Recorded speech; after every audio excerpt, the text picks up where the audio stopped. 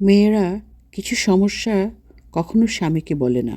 যেমন সারাদিনের কাজের পর ক্লান্তি লুকিয়ে রাখা, নিজের অসুস্থতা গুরুত্ব না দেওয়া, মানসিক চাপ ও দুশ্চিন্তা চেপে রাখা, অবহেলা পেলে কষ্ট পাওয়া কিন্তু না বলা, নিজের ইচ্ছা চাওয়া সব দমিয়ে রাখা, একাকিত্ব অনুভব করা, হরমোনজনিত কষ্ট সহ্য করা, ঘুমের সমস্যা হলে লুকিয়ে রাখা, নিজের জন্য সময় না পাওয়া, পরিবারের চাপ একা সামলানো, শরীর দুর্বল হলেও কাজ চালিয়ে যাওয়া, ভালোবাসা কম পেলে কষ্ট পাওয়া, নিজের কষ্টের কথা কাউকে বলতে না পারা, আত্মবিশ্বাস কমে যাওয়া, ছোট ছোট কষ্ট জমে বড় হয়ে যাওয়া।